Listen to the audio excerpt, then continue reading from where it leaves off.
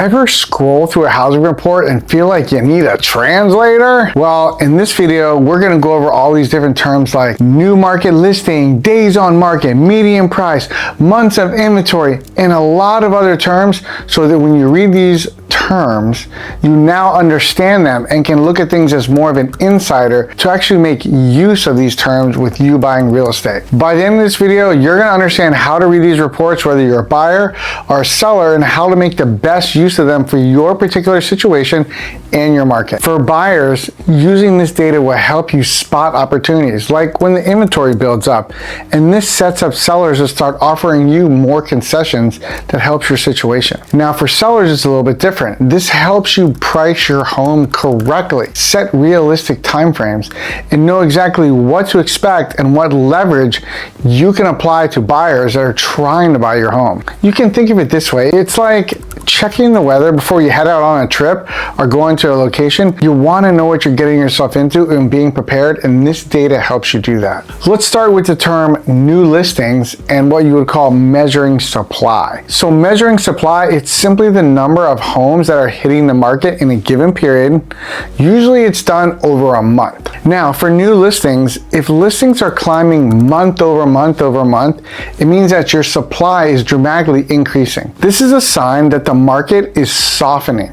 Now for buyers, having more supply means that you're going to be given more choices, less competition. For sellers, this can mean that their listing needs to really be done well, competitively priced, and marketed well in order to stand out. And while you're looking at new listings, what you really want to start looking at is what's called pending sales. Pending sales is measuring demand. Pending sales is how many homes are actually going under contract with good real-time data to show that they are under contract. So let's look at an example. Let's say that you look at the market data and 2,000 new listings come up, but pending home sales are at 2,300. This means that homes are basically getting snapped up by buyers and the market is moving very fast, which is not ideal if you're a buyer. Simple way to put it, more homes are being bought than are coming to listing. With pending sales, a good point to notice is these are sales of homes that went under contract. It doesn't necessarily mean they closed. In fact, quite a few escrows do fall out due to bad lending and bad realtors. Now, this is totally different than sold listings.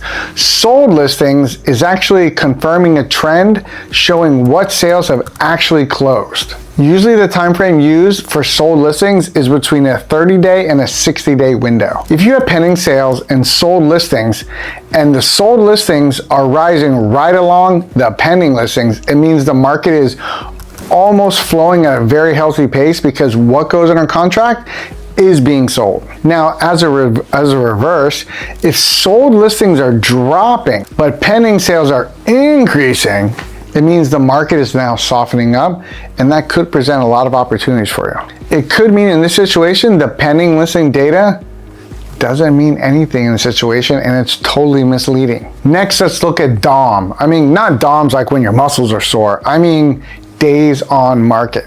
This is actually the real speed of the real estate market. So, example.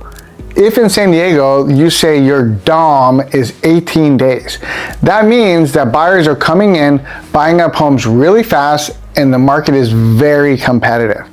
As a reverse, if you look at the DOM and it's actually 60 days, 70 days, it means the market is moving slower and there's much more areas for you as a buyer to take advantage of getting price concessions, price reductions, a whole host of opportunities.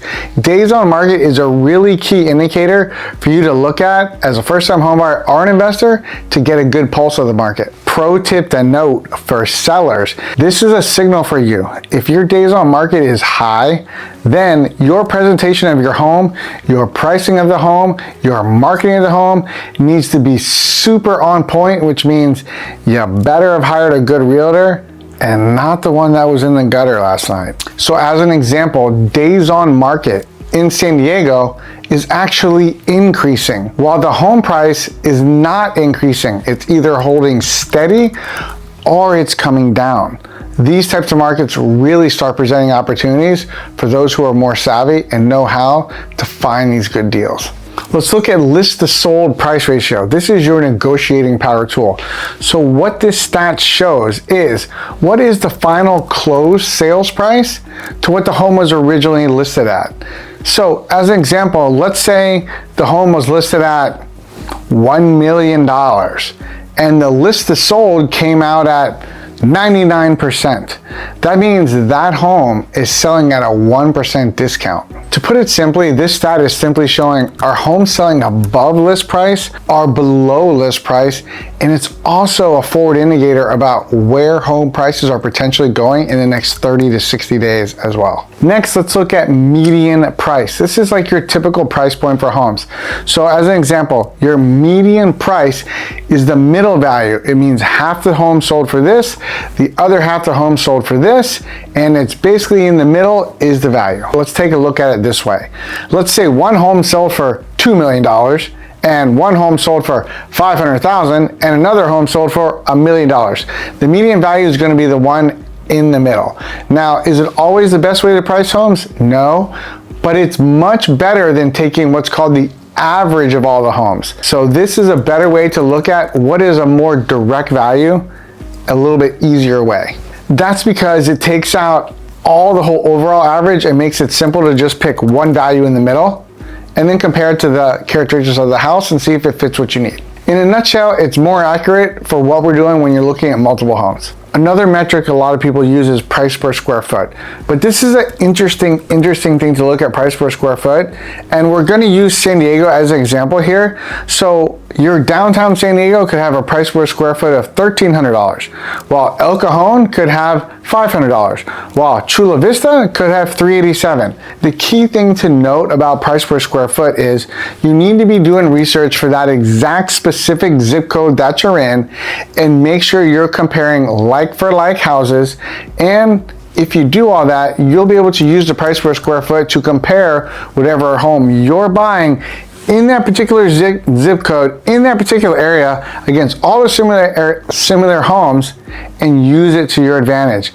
Otherwise, if you just use it as a broad measure, you're going to get the wrong price per square foot and it will make no sense. Now, something that price per square foot is good to be used for, it's good to be used for certain values of certain neighborhoods. Certain neighborhoods, people will pay a high premium to live in that neighborhood because of the location, because of the safety, because of the schools. The price per square foot may be much, much higher. But overall, if you're using price per square foot, make sure your realtor actually knows the neighborhoods and knows how to use this as a comparative tool to make sure things are priced the right way. Months of inventory, MOI. So what is months of inventory? This pulls everything together because it measures how long it would take to sell active listings that are on the market right now with no more homes being sold. So let's take a look at this. If you're looking at a certain neighborhood and there's 5,000 homes for sale in a 30-day window, 2,500 of those homes 2,500 of them sell.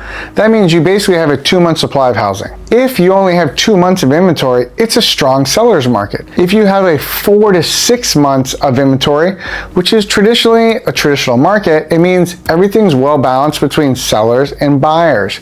Now, if you have longer than 6 months of inventory, we've now shifted into a buyer's market. Another way to look at this is to take those other things we went over, which were pending sales, closed sales, days on market, and just combine it into one nice, neat number. And this is it, months of inventory, simple, concise. Let's kind of do a quick recap and see how all this data ties together. So scenario number 1, new listings are rising, pending sales are flat, days on market are climbing, list to sold is getting lower.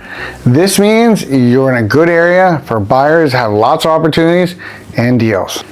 Scenario number 2, new listings are low, pending sales are flat, days on market's getting smaller, and list to sold is at 102%. This means you're in a seller's market, and if you're selling your home, this is your dream time. So to wrap it up, now that you know all this data and you look at these trend reports, you should be able to make better decisions to help you become a better new homeowner or investor in whatever market you're working in.